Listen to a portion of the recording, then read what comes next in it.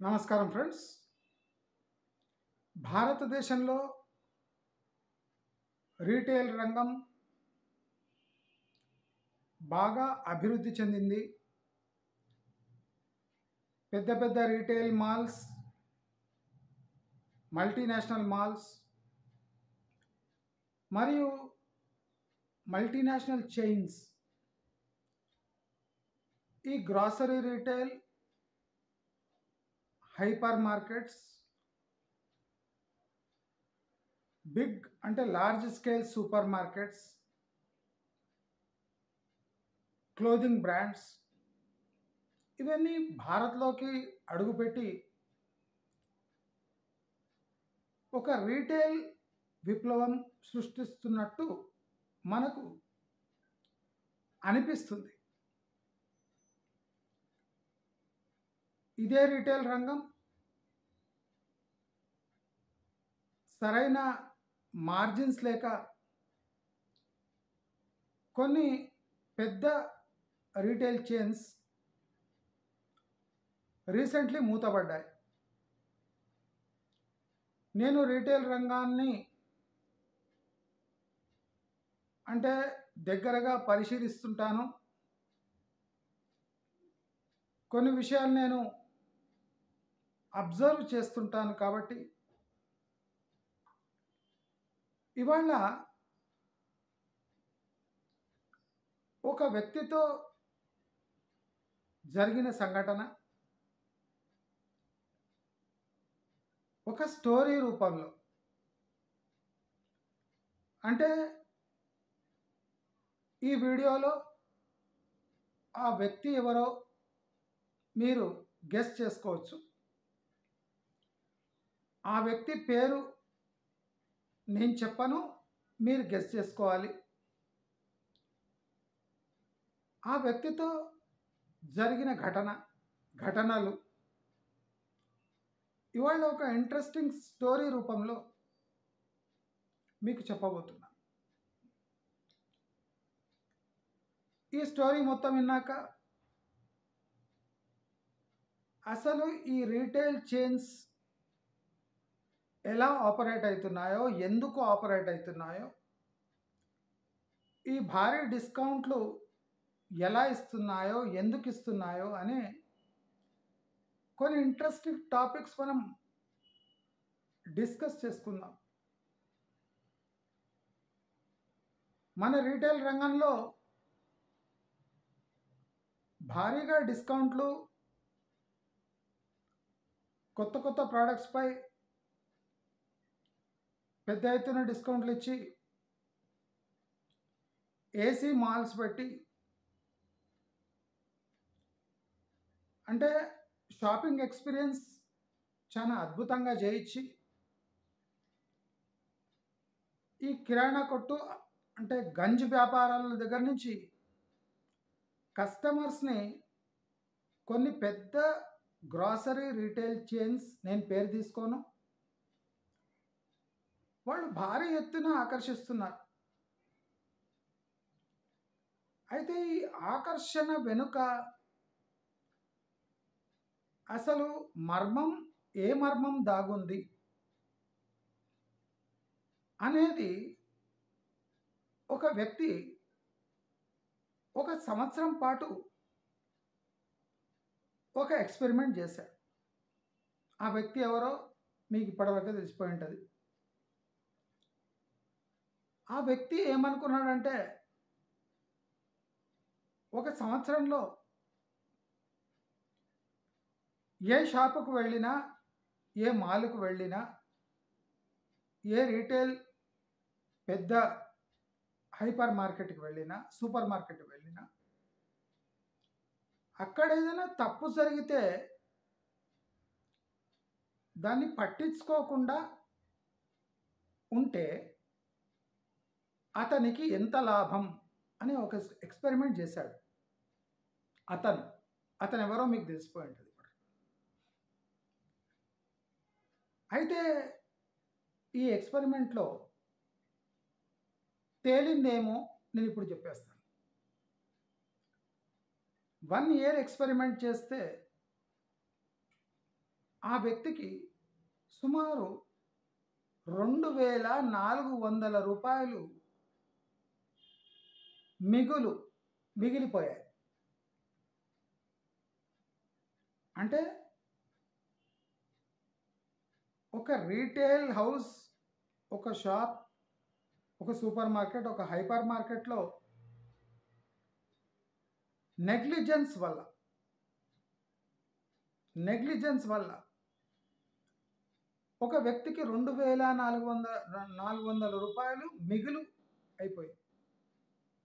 అంటే మీరు ఇమాజిన్ చేయండి, దేశంలో కోట్లకు కోట్ల జనాభా ఈ హైపర్ మార్కెట్, సూపర్ మార్కెట్, బట్టల మార్కెట్లు, పెద్ద పెద్ద మార్కెట్లలో by mistake due to negligence ఎన్ని వందల కోట్లు ఈ రీటైల్ చైన్స్ నష్టపోతున్నాయి. ప్రశ్న ఏమంటే, ఈ రీటైల్ చైన్స్ ఎట్లా నష్టపోతున్నాయి? నష్టపోతే వాళ్ళు ఇంకా ఈ హైపర్ మార్కెట్స్, పెద్ద పెద్ద super markets, discount hyper markets ఎలా నడిపిస్తున్నారు? ఎందుకు నడిపిస్తున్నారు? నేను ముందు కూడా చెప్పాను, ఈ పాపులర్ డిస్కౌంట్ స్టోర్స్ దీనికి 3 ముఖాలు ఉంటాయి. అంటే ప్రతి రీటైల్ చైన్కి ఒక 3 ముఖాలు ఉంటాయి. ఇది చాలా ఇంట్రెస్టింగ్ స్టోరీ. ఇది స్టోరీ రూపంలో చెప్తున్నాను. ఎందుకు చెప్తున్నాను మీరు అర్థం చేసుకోవాలి. ప్రతి పెద్ద రీటైల్ డిస్కౌంట్ స్టోర్కి 3 ముఖాలు ఉంటాయి. ఒకటి public limited company or private limited company. అక్కడ వీళ్ళు ట్యాక్సులు గట్రా, సేల్స్ గట్రా, జిఎస్టీ అన్నీ చూపియాల్సి వస్తుంది. రెండో స్టేజ్, ఇక్కడ వాడిదే ఒక మధ్యవర్తి కంపెనీ ఉంటుంది. అంటే ఈ పెద్ద స్టోర్కి కొనుగోలు చేసే ఒక రెండో స్టెప్ అది వీడిదే ఉంటుంది. ఇక 3వ స్టెప్ ఉంటుంది. అది ఎవ్వరికీ కనిపించకుండా జాగ్రత్త తీసుకుంటాడు. అదేమంటే, నేను ఇన్ని వేల కిలోలు నీ దగ్గర కొంటే నాకు ఏమిస్తావు? ఒక పబ్లిక్ లిమిటెడ్, ఒక ప్రైవేట్ లిమిటెడ్ కంపెనీ ఓనర్, నేను ఇన్ని వేల కిలోలు కొంటే నాకేమిస్తావు అంటే, నేను లిస్ట్ అయిన కంపెనీకి, ప్రైవేట్ లిమిటెడ్ కంపెనీకి నేను ఆర్డర్ ప్లేస్ చేస్తే నాకేమిస్తావు? నాకేమంటే డిస్కౌంట్ ఆ కనిపిస్తున్న కంపెనీకి కాకుండా, డిస్కౌంట్ ఈ రెండో స్టెప్లో ఉన్న తన కంపెనీకే కాకుండా తన పర్సనల్ అకౌంట్లో ఎంత క్యాష్ వేస్తావు? భారతదేశంలో 99% పెద్ద రీటైల్ చైన్స్, హైపర్ మార్కెట్స్ ఇదే మోడల్లో నడుస్తున్నాయి. ఫస్ట్ కంపెనీ, ముఖద్వారంలో ఉన్న కంపెనీ జిఎస్టీ కడుతుంది, ట్యాక్సులు కడుతుంది, అన్నీ కడుతుంది. ఈ రెండో స్టెప్లో ఉన్న కంపెనీ జిఎస్టీ కడుతుంది, అన్నీ కడుతుంది. కానీ బిల్లింగే ఒక విచిత్రంగా బిల్లింగ్ చేపించుకుంటారు.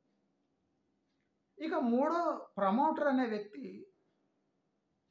తానుగా మారి తనకు హెవీ డిస్కౌంట్స్, అంటే మార్జిన్ కట్స్ తన పర్సనల్ అకౌంట్లోకి పడిపోతాయి. దీనికి జిఎస్టీ ఉండదు, బిల్లింగ్ ఉండదు, ఏమీ ఉండదు. ఇది ఒక 20-30 కంపెనీలు కావచ్చు, 20-30 అకౌంట్లు కావచ్చు, ఏమైనా కావచ్చు, దిక్కు ముక్కు లేని అకౌంట్స్ కూడా కావచ్చు, అంటే బ్యాంక్ అకౌంట్స్ కావచ్చు. మనమేం ఆశ్చర్యపోతూ ఉంటామంటే,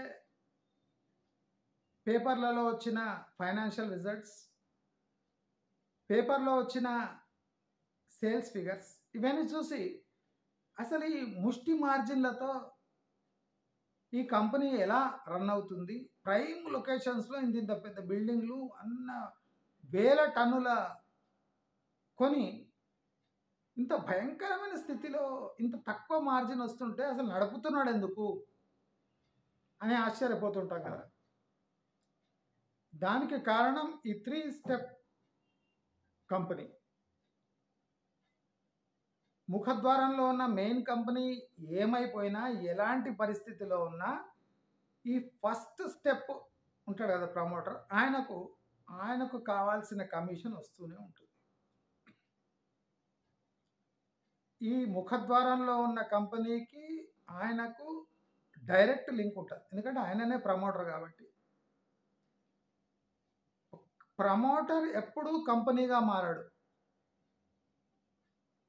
మీకు అర్థమవుతుందా నేనేం చెప్తున్నా? ఇది స్టోరీ రూపంలో చెప్తున్నా. మరి ఈ హైపర్ మార్కెట్, సూపర్ మార్కెట్లో ఏటా 100 కోట్ల రూపాయలు అండర్ బిల్లింగ్, చోరీకి, మ్యానిపులేషన్కి, వెయిట్ మ్యానిపులేషన్కి, ప్రోడక్ట్ మ్యానిపులేషన్కి, వేస్ట్ మేనేజ్మెంట్లో 100 కోట్ల కింద మీద జరుగుతున్నాయి. కొన్ని పెద్ద పెద్ద కంపెనీలు ఎక్స్పైరీ డేట్ కింద మీద చేసి, లేదా ఎక్స్పైర్ కాబోతున్న ప్రోడక్ట్స్ కొని డిస్కౌంట్లో అమ్ముతున్నాయి. మరి ఎక్స్పైర్ కాబోతున్న ప్రోడక్ట్స్ ఈ ప్రమోటర్కి ఎంత డిస్కౌంట్ ఇచ్చింటాడు? కంపెనీకి కొద్దిగా ఇస్తాడు. కొంటున్న ప్రమోటర్కి ఈ రెండో స్టేజ్ ఉన్న ఇంటర్మీడియటరీ ఒక కంపెనీ ఉంటుంది కదా, దానికి అంటే 3 స్టేజ్ల్లో ఆ ఎక్స్పైర్ అయి కాబోయే ప్రోడక్ట్కి డిస్కౌంట్ ప్రాక్టికలీ ఎంత వస్తుంది ఎవరికి తెలియదు. అది టాప్ సీక్రెట్.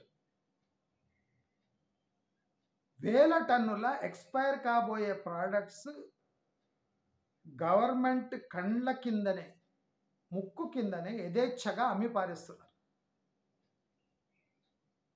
అయితే వీళ్ళకు కూడా తగు శాస్తి ఇండియన్ మార్కెట్లో జరుగుతుంది. ఇది స్టోరీ, గమనించండి. ఇది స్టోరీ. ఒక సంవత్సరంలో ఒక మనిషికి 2400 రూపాయల నెగ్లిజెన్స్ వల్ల ప్రాఫిట్ వచ్చింది అంటే కోట్లాది మంది షాపింగ్ చేసే వాళ్లకు దాదాపు అంత రాకపోయినా ఎంతో కొంత వస్తే ఈ రీటైల్ చైన్స్కి నష్టం ఎంత? మనం పెద్ద రీటైల్ చైన్లో చూస్తాము, పిల్లలు పోయి అక్కడిదక్కడనే చాక్లెట్లు, 5 రూపాయలు 10 రూపాయల చాక్లెట్లు బిస్కెట్ల ర్యాపర్ సిప్పేసి తినేసి మళ్ళీ గూట్లో ఆ ర్యాపర్ పడేసి వెళ్ళిపోతూ ఉంటారు. చాక్లెట్లలోనే 100 కోట్ల డైరెక్ట్ దోపిడీ. సీసీ కెమెరాలున్న పిల్లలు యథేచ్ఛగా ర్యాపర్ ఓపెన్ చేసి తినేసి కవర్ అక్కడనే పడేసి వెళ్ళిపోతుంటారు. పప్పు దినుసుల్లో 110, 130, 140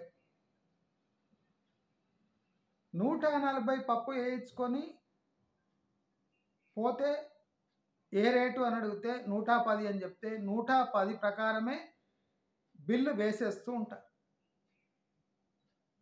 అంటే అక్కడ ఉన్న సిబ్బందికి ఆ 110, 130, 140కి మధ్య తేడా చూడరు కూడా. మనం చెప్తే అదే బిల్ వేసేస్తుంటాం. కొన్ని చోట్ల నేను అబ్జర్వ్ చేసింది ఏమంటే 140ది 90% నింపి 110ది పైన వేసేసి బిల్లింగ్ కౌంటర్ దగ్గర పైన 110 రూపాయల పప్పు చూపించి 110 లెక్కలనే కిలో లెక్క వేపించుకుంటాం. అంటే ఒక కిలోకి 30 నష్టం. అంటే వివిధ రూపాలలో ఈ పెద్ద రీటైల్ చైన్స్ కొనేవాళ్ళను మోసం చేయడానికి చూస్తే, ఈ కొనేవాళ్ళు ఆ కంపెనీకి శటగొప్పం పెడుతూ ఉంటారు. ఒకరోజు ఒక వ్యక్తి, నేను పేరు తీసుకోను, ఆ వ్యక్తి ఎవరో మీకు తెలిసిపోయి ఉంటుంది, బిల్లింగ్ కౌంటర్ దగ్గర పోతే ఒక వస్తువు ఎంఆర్పి 220 రూపాయలు. అంటే అక్కడ పనిచేస్తున్న వ్యక్తుల యొక్క మానసిక స్థితి తేడా కొడితే ఒక పెద్ద కంపెనీ యొక్క ఫ్యూచర్ ఏముంటుందో మనం గమనించవచ్చు.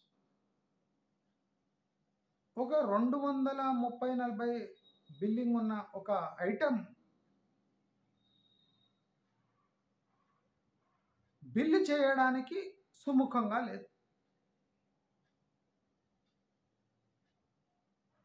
బిల్లు చేయమన్నా చేయడానికి సుముఖంగా లేదు.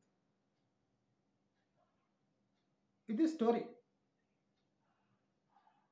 సుముఖంగా లేదు అంటే ఉచితంగా తీసుకోపోండి అని చెప్పక చెప్తుంది.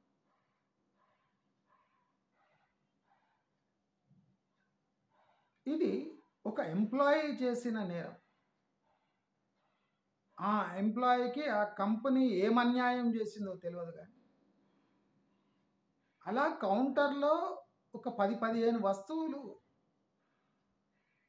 బిల్లు వేయకుండా కస్టమర్స్కి అందజేస్తుంటే రోజుకు 2-3 వేల ఒక కౌంటర్ నుంచే అంటే అన్యాయం జరుగుతూనే ఉంటుంది. ఆ కౌంటర్లో ఉన్న వ్యక్తులు ఒక 2-3 ఇలా చేస్తే రోజుకు 8,000 శటగోపం అయితే పడుతుంది. అంటే ఇక్కడ నీతి, అవినీతి కస్టమర్ చేస్తలేడు. రీటైల్ చైన్స్ ఒక రకంగా కస్టమర్స్ని మోసం చేస్తుంటే, అక్కడ పనిచేసే వ్యక్తులు కసి పెంచుకొని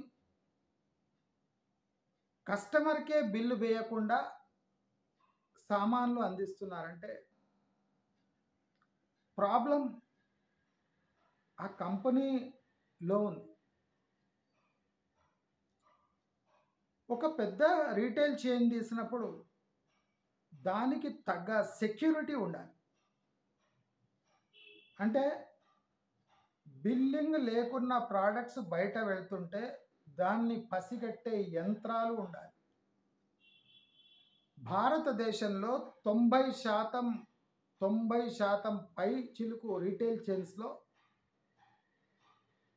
ఈ బిల్లు కాని ప్రోడక్ట్స్ బయట పోతుంటే ట్రాక్ చేసే సిస్టమ్స్ పనిచేయటం లేదు. ఉన్నా పనిచేయటం లేదు, కొన్ని చోట్ల అయితే లేనే లేవు. కొన్ని పట్టుకోవడానికి అసాధ్యం.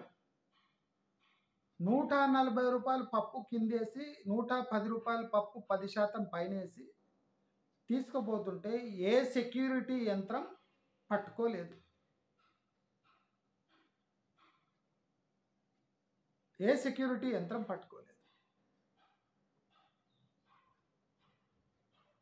బార్ కోడ్లు రీడ్ కావు.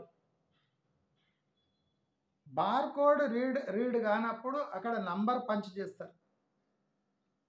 ప్రాక్టికలీ డిస్కౌంట్ ఎంత ఉందో అది చూపియదు. అక్కడ బోర్డు చూసి డిస్కౌంట్ వేస్తారు. ఇక్కడ కంపెనీకి కూడా లాభం కావచ్చు, కస్టమర్కి కూడా అనుకోకుండా లాభం కావచ్చు. పెద్ద పెద్ద బట్టల రీటైల్ చైన్స్ సెక్యూరిటీ ఫీచర్ లేకుండా వేల గజాల బట్టల షాప్స్ ఉంటాయి, రీటైల్ షాప్స్. చేంజింగ్ రూమ్లో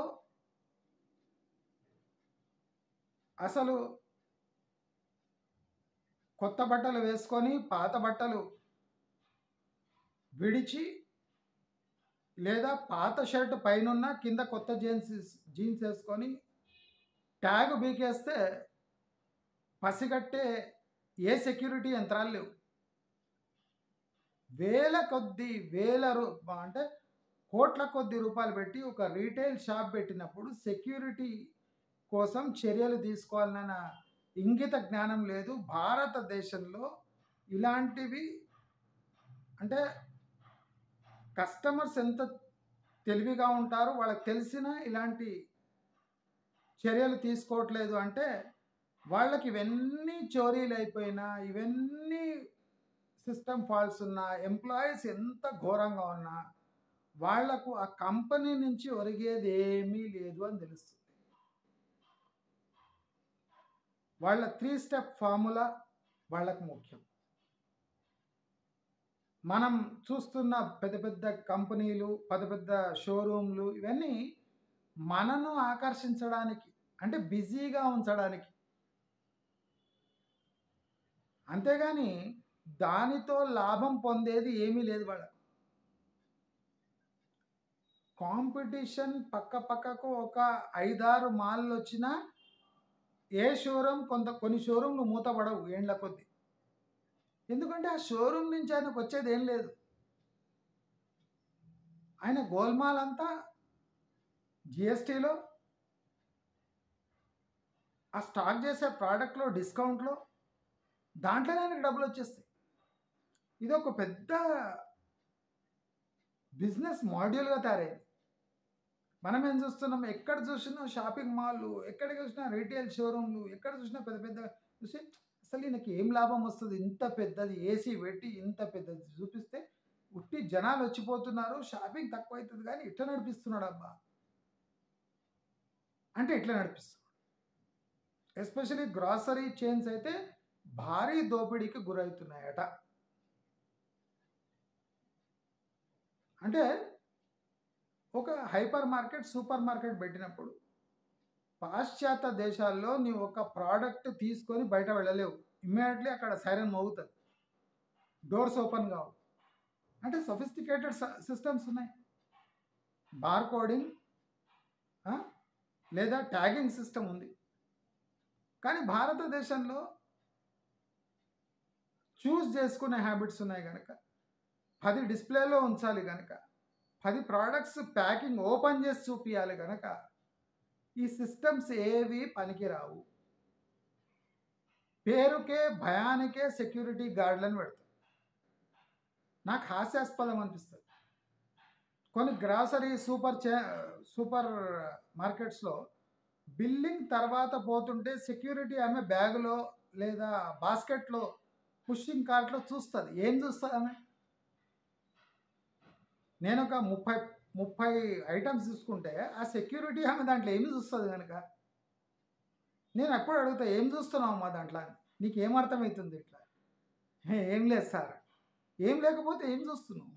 బిల్ వేయించినా బిల్ చూసుకున్నావు. ఈ బిల్లో ఒక 20 ఐటమ్స్ ఉన్నాయి, నీవేం చెక్ చేస్తున్నావు దాంట్లో అంటే జస్ట్ సెక్యూరిటీ చెక్ చేస్తున్నావు. ఏం చేస్తుంది సెక్యూరిటీ చెక్? బాస్కెట్ తీసుకొని పారిపోతాడని చూస్తున్నావా? పుష్ కార్డ్ తీసుకొని పారిపోతాడని చూస్తున్నావా? ఏం చూస్తున్నావు? అంటే జస్ట్ భయాన్ని కలిగించడానికి కస్టమర్స్లో. మీరేమన్నా బిల్లు కాకుండా తీసుకుంటే మేము సెక్యూరిటీ చూస్తాం, ఏం చేత కాదు. వాళ్ళు 20-30 ప్రోడక్ట్లు ఉంటాయి, ఒక 4 నెక్కర్లు తీసుకొని 3 నెక్కర్ల బిల్ వేసుకొని ఒక నెక్కర్లు ఫ్రీగా తీసుకోపోతుంటే ఆమెకు ఎట్లా తెలుస్తుంది? 4 నెక్కర్ కౌంట్ చేస్తుందా డోర్ దగ్గర? అంటే భయాన్ని సృష్టించడానికి తప్ప యాక్చువల్లీ సెక్యూరిటీ ఫీచర్స్ ఏ సూపర్ మార్కెట్లో లేవు.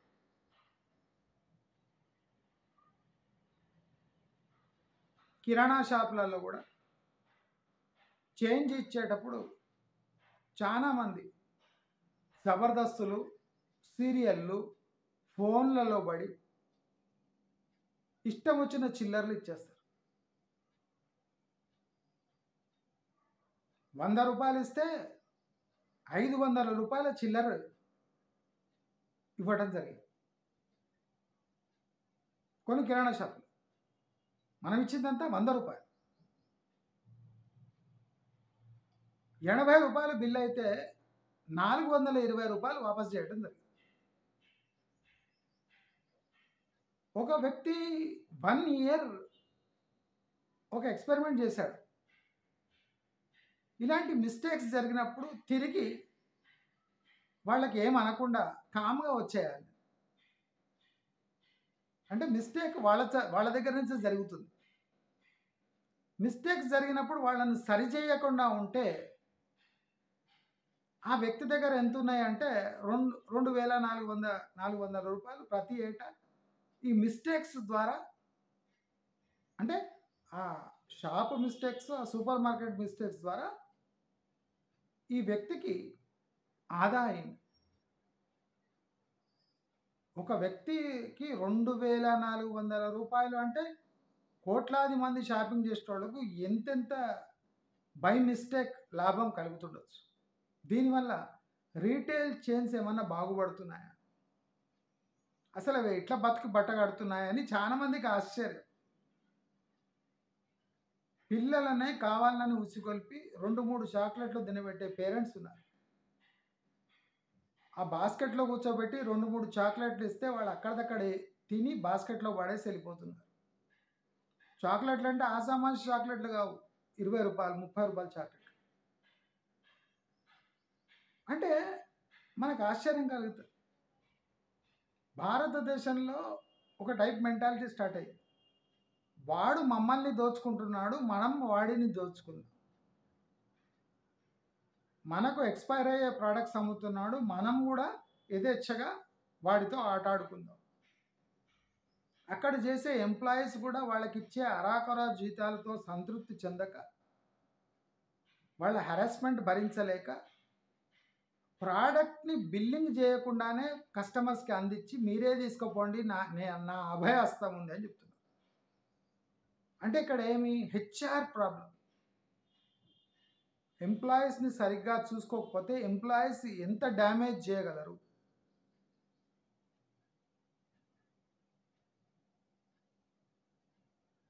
మొదట కంపెనీ కస్టమర్స్‌ని మోసం చేయడానికి చూస్తుంది.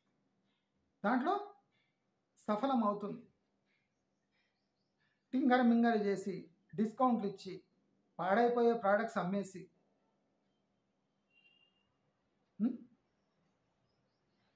ఏ చర్యలు లేకపోతే కస్టమర్స్ కూడా అదే మోడ్లో వెళ్ళిపోతున్నారు.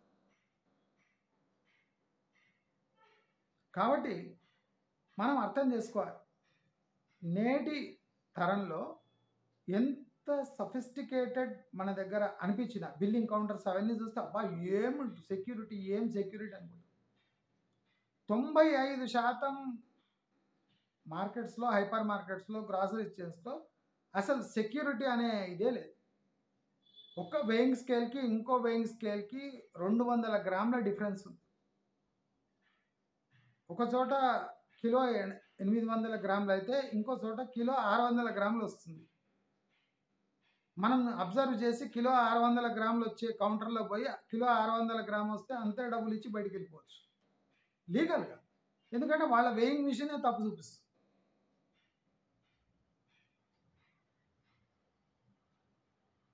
మనము ఈ బయట పైన పటారం చూసి అసలు ఏం జరుగుతుంది, ఆహా ఏం జనాలు, ఏం సేల్స్, ప్రాక్టికలీ వాళ్ళు లాభం పొందుతుంది ఎక్కడనో, మనకు కనిపిస్తుంది ఎక్కడనో.